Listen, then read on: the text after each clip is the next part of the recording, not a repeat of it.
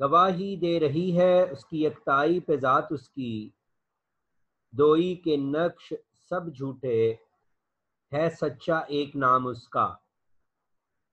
اس کا مفہوم یہ ہے اللہ تعالی اپنی ذات اس کے یکتا ہونے کی گواہ ہے، یا پھر اسے ایسے کر لیں، اللہ تعالیٰ کی ذات اس کے یکتا ہونے کی گواہ ہے۔ صرف اللہ تعالیٰ کا نام سچا ہے، اس کے سوا باقی سب نقش جھوٹے ہیں۔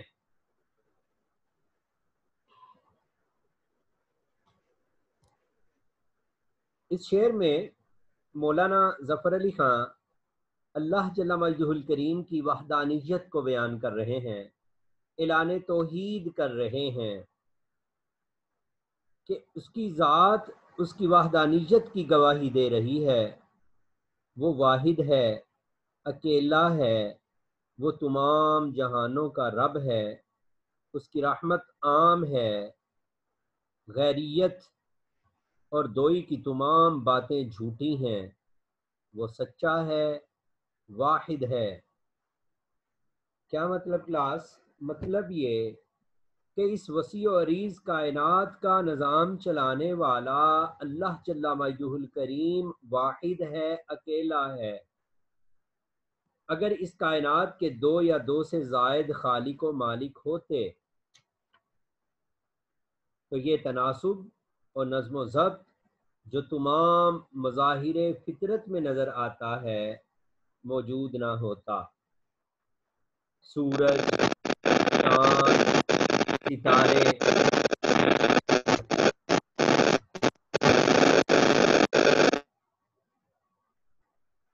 اپنے اپنے مقررہ وقت پر نکلتے اور غروب ہوتے ہیں۔ ہر چیز اپنے محور کے گرد ایک خاص نظام کے تحت گردش کر رہی ہے۔ اس کی وجہ صرف یہ ہے کہ کائنات کے تمام نظام کو کنٹرول کرنے والی ذات صرف ایک ہے۔ تمام نظام اسی ایک ذات حق کے ہاتھ میں ہے۔ وہ ہر چیز میں ضابطہ اور پابندی پیدا کرتا ہے۔ اس کے حکم کے تحت نظام کائنات چل رہا ہے۔ دنیا میں جب بھی کسی نے کسی دوسرے معبود کی پرستش کی وہ بالآخر مٹ گیا، تباہ و برباد ہو گیا، اس کا نام و نشان مٹ گیا۔ اور اللہ تعالیٰ جل مجدہ الکریم کی ذات ایسی ہے کہ اس کا کوئی شریک نہیں، وہ واحد ہے، یکتا ہے۔ قرآن پاک میں اللہ جل مجدہ الکریم سورہ اخلاص میں ارشاد فرماتے ہیں قل هو اللہ احد اللہ الصمد لم یلد ولم یولد ولم یکن لہ کفوا احد۔ کہو اللہ ایک ہے، اللہ بے نیاز ہے، نہ وہ کسی کا باپ ہے نہ کسی کا بیٹا، اس کا کوئی ہمسر نہیں۔ خواجہ میر گرد نے قرآن پاک کی اس آیہ مبارکہ کی اس طرح سے وضاحت پیش کی، مٹ جائیں ایک آن میں کثرت نمایاں، مٹ جائیں ایک آن میں کثرت نمایاں، ہم آئینے کے سامنے جب آ کے ہو کریں۔ کہ اللہ تعالیٰ جل مجدہ الکریم کی ذات جب سامنے آتی ہے تو پھر کائنات کی کوئی بھی چیز اس ذات کے سامنے ٹھہر نہیں سکتی۔ کیوں؟ کہ کائنات میں کوئی بھی چیز ہے اس کا خالق صرف ایک ہے، اس کا مالک صرف ایک ہے، اس کا رازق صرف ایک ہے، اور وہ ہے اللہ جل مجدہ الکریم۔ اب شاعر نے ایک بڑی مزیدار بات کہی کہ کائنات میں جتنی بھی چیزیں نظر آتی ہیں وہ اسی کی وحدانیت کا ثبوت پیش کر رہی ہیں۔ اب اس شعر میں شاعر نے فلسفہ وحدت الوجود بیان کیا ہے کہ ہر چیز میں وہ موجود ہے۔ محمد ابن العربی نے یہ نظریہ پیش کیا تھا کہ ہر چیز میں وہ موجود ہے، یعنی ہر چیز خدا ہے، ان کا ہر چیز میں خدا ہے، لیکن حضرت مجدد الفسانی نے نظریہ پیش کیا جس کا نام تھا فلسفہ وحدت الشہود، جس میں انہوں نے فرمایا تھا، انہوں نے کہا محمد ابن عربی نے وحدت الوجود میں کہ ہر چیز میں خدا ہے،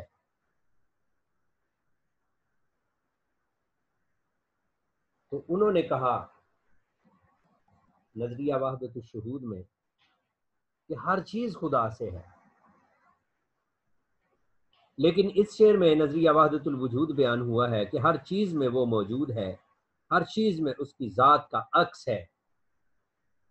آپ سمندروں کے تلاطم کو دیکھیں، دریاؤں کی روانیوں کو دیکھیں، آبشاروں کے نغموں کو دیکھیں، سبزے کی لہلہاہٹ کو دیکھیں، پرندوں کی چہکار کو دیکھیں، ہر طرف جو مناظر آپ کو نظر آئیں گے اس میں اللہ جل مجدہ الکریم کی ذات کا عکس ہے، اور جب اللہ جل مجدہ الکریم کا نام لیا جاتا ہے تو پھر تمام چیزیں بے معنی ہو جاتی ہیں، کثرت کا نام و نشان مٹ جاتا ہے اور ہر طرف وحدت ہی وحدت نظر آنے لگتی ہے۔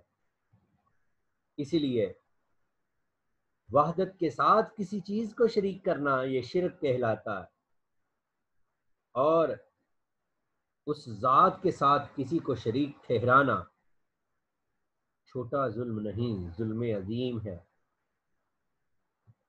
اللہ نے قرآن مجید میں ارشاد فرمایا ان الشرک لظلم عظیم، بے شک شرک ظلم عظیم ہے۔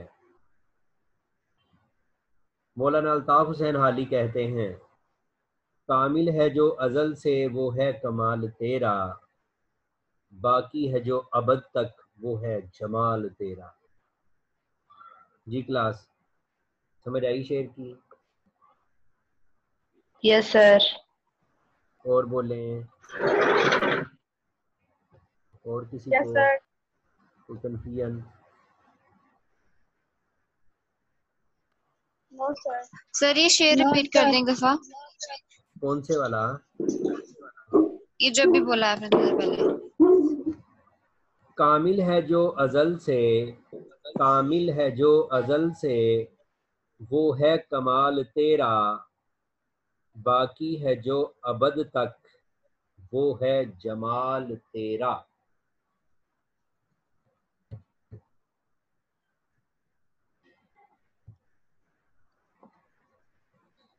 اگلا شعر دیکھیں کلاس،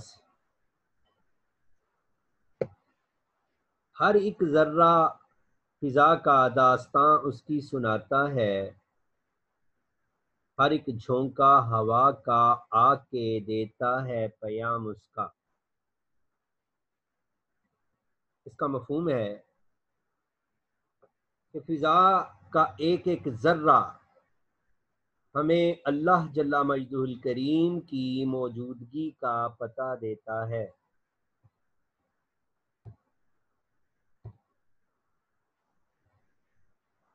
فضا کا ایک ایک ذرہ ہمیں اللہ تعالیٰ کی موجودگی کا پتہ دیتا ہے، اور ہوا کا ہر جھونکا اللہ تعالیٰ کی موجودگی کا پیغام دیتا ہے۔ ہم نے پچھلے شعر میں بھی پڑھا کہ آپ اس کائنات کے ارد گرد نظر دوڑائیں، زمین کی گہرائیوں سے لے کر آسمان کی وسعتوں تک، جدھر بھی نظر دوڑائیں گے جو چیز بھی نظر آئے گی حقیقت میں وہ ایک ہی ذات کی عکاسی کر رہی ہوگی۔ تو پچھلے شعر میں شاعر نے کہا کہ آپ کائنات کی کسی بھی چیز کو دیکھتے ہیں تو اس چیز کو دیکھ کر چیزیں مختلف نظر آئیں گی لیکن ذات ایک ہی نظر آئے گی، اور وہ ذات صرف اللہ کی ہے۔ جو اس کا انکار کرتا ہے گویا وہ اپنے ساتھ دھوکا کرتا ہے، اور بہت جلد اسے اس بات کا پتہ چل جاتا ہے کہ اس کائنات میں خدا وحدہ لا شریک کے علاوہ کسی کی شراکت نہیں ہے، وہ ذات اکیلی ہے، وہ نہ صرف ہر چیز کی تخلیق کا باعث ہے بلکہ ان کا رازق بھی ہے، ان کی پرورش بھی کرتا ہے۔ اب اس شعر میں شاعر نے کثرت میں وحدت اور وحدت میں کثرت کا بیان کیا، کثرت میں وحدت کا اور وحدت میں کثرت کا بیان کیا۔ اس کائنات کا ایک ایک ذرہ اس کی یکتائی اور وحدانیت کو بیان کر رہا ہے۔ کائنات کے کتنے ذرے ہوں گے؟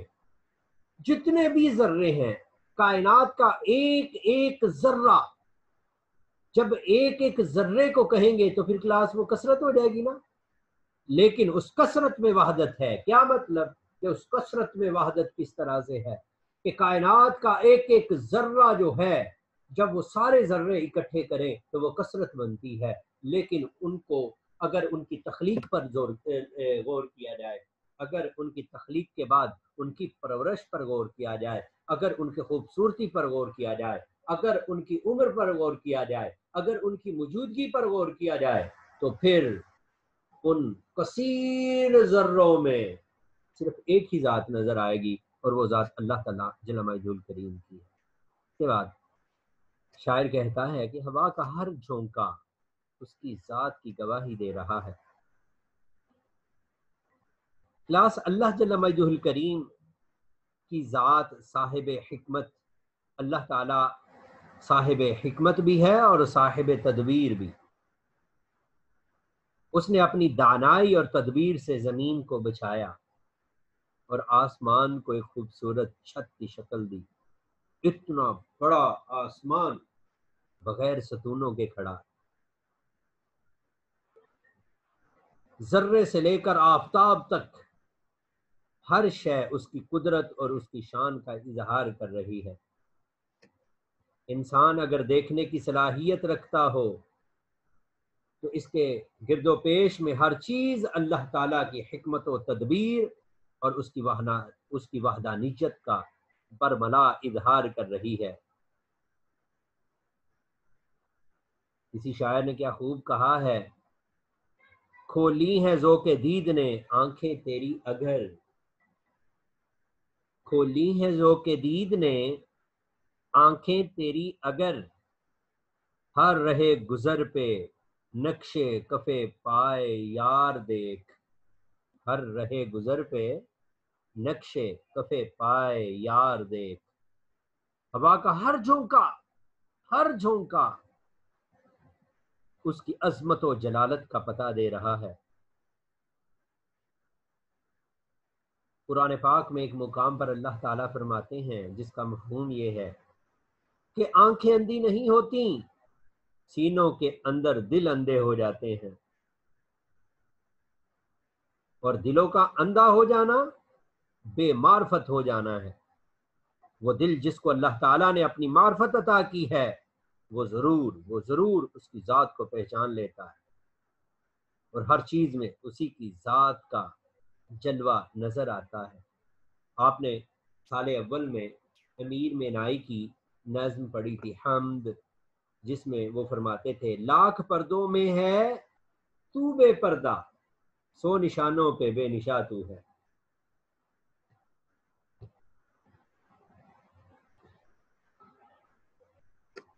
جی کلاس سمجھ آئی؟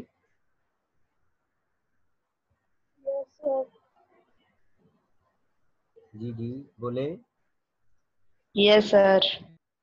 یس سر۔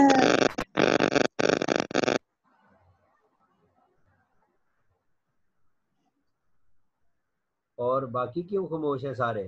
باقی سو گئے ہیں؟ نو سر۔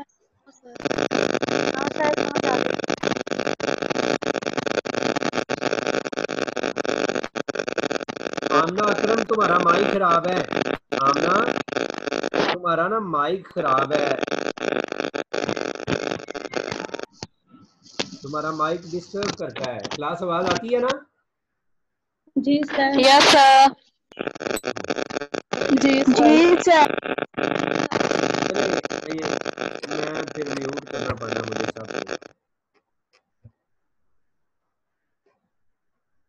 سراپا معصیت میں ہوں، سراپا مغفرت وہ ہے، خطا کوشی روش میری، خطا پوشی ہے کام اس کا۔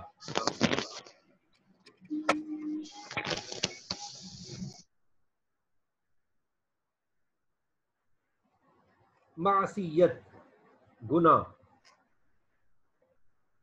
مغفرت بخشش، خطا کوشی غلطی کرنا، خطا کوشی غلطی کرنا، روش راستہ عادت، خطا پوشی عیب چھپانا، سراپا مکمل۔ سراپا معصیت میں ہوں، سراپا مغفرت وہ ہے، خطا کوشی روش میری، خطا پوشی ہے کام اس کا۔ اگر اس کے مفہوم کو دیکھیں کلاس، تو اس شعر کا مفہوم یہ بنے گا، میں سر سے پاؤں تک گناہ گار ہوں، اور اللہ تعالیٰ کی ذات گناہوں کو بخشنے والی ہے۔ میری عادت گناہ کرنا ہے، اور اللہ تعالیٰ جل مجدہ الکریم کا کرم گناہوں پر پردہ ڈالنا۔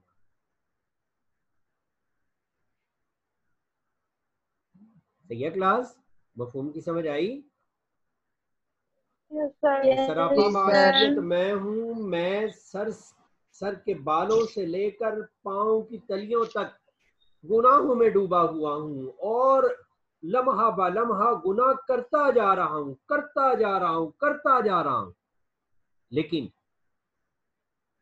دوسری طرف ایک ذات ہے جس نے مجھے پیدا کیا ہے، جس نے مجھ سمیت پوری کائنات کو پیدا کیا ہے، اور وہ ذات اتنی غفور الرحیم ہے کہ میرے گناہوں پر اس کا کرم اس قدر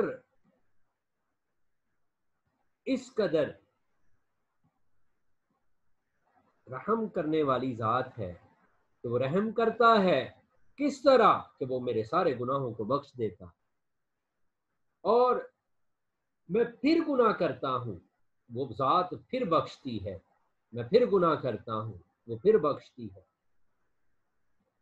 میرا کام گناہ کرنا ہے اور اللہ کا کرم معاف کرنا ہے۔ اب دیکھیں، اگر اس شعر کو غور کریں کلاس، تو اس شعر میں مولانا ظفر علی خان انسان کی فطرت اور رب تعالیٰ کی رحمت اور رب تعالیٰ کی رحمت وسیع کا ذکر کر رہے ہیں، اور کہتے ہیں کہ میں ہر لمحہ گناہ پر آمادہ رہتا ہوں، میری زندگی کا کوئی لمحہ ناشکری اور گناہ کے بغیر نہیں گزرتا، لیکن اللہ جل مجدہ الکریم کی ذات اقدس وہ ہے جو سراپا مغفرت ہے، جو سراپا مغفرت ہے۔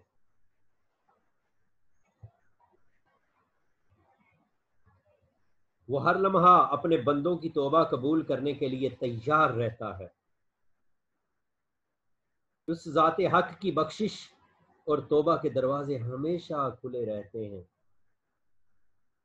انسان کی فطرت اور سرشت یہ ہے کہ وہ غلطیاں کرتا چلا جاتا ہے، اور اس ذات کی فطرت میں عفو و درگزر کا عنصر غالب ہے۔ وہ غفار ہے، اللہ تعالیٰ جل مجدہ الکریم کی ذات رحمان ہے، رحیم ہے، اس لیے ہر شخص جب بھی سچے دل سے توبہ کرتا ہے تو وہ انسان کی توبہ ضرور قبول فرماتا ہے۔ کسی شاعر نے کیا خوب کہا، یہ شعر میں نے آپ کو پہلے بھی لکھوایا ہوا ہے، اس یہاں سے کبھی ہم نے کنارہ نہ کیا، پر تو نے دل آزردہ ہمارا نہ کیا، ہم نے تو جہنم کی بہت کی تدبیر، لیکن تیری رحمت نے گوارا نہ کیا۔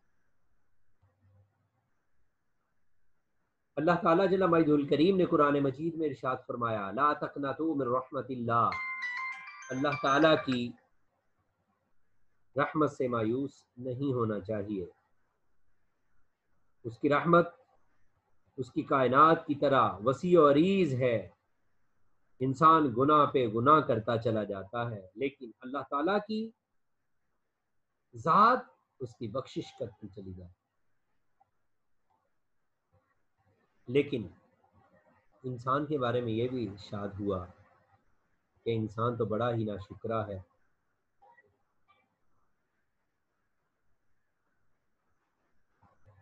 شاعر نے اللہ تعالیٰ کی خطا پوشی کی صفت بیان کی۔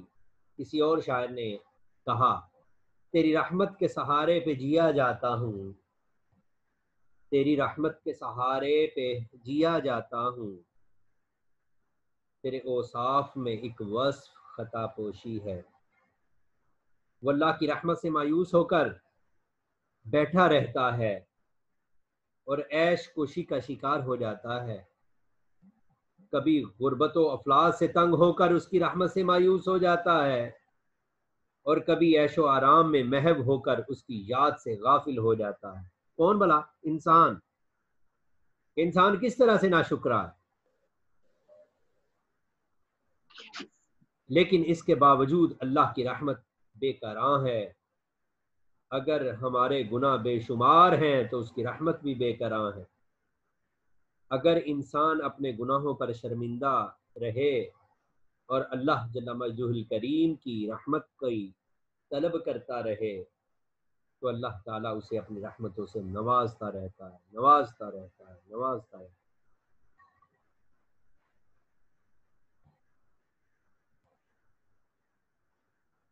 حفیظ جلندری اس خیال کو یوں بیان کرتے ہیں، افو خطا میں ضد ہو گئی تھی، افو خطا میں ضد ہو گئی تھی، وہ بھی نہ ہارے میں بھی نہ ہارا۔ جی کلاس سمجھ آئی؟ یس سر۔ کیا سمجھ آئی ہے؟ کوئی بتائے گا؟ شاباش۔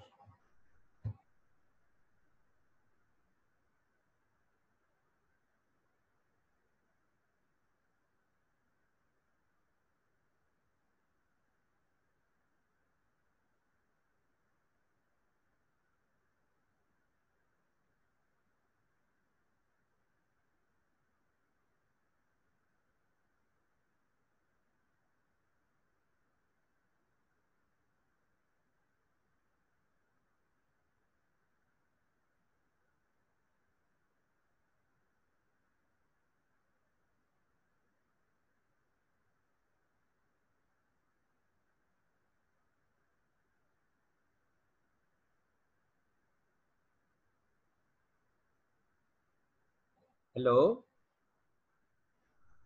کہاں چلے گئے ہو سارے؟ جی سر۔ میں نے پوچھا ہے، مجھے تھوڑا سا بتائیں اس حوالے سے، آخری شعر جو ابھی ہم نے پڑھا۔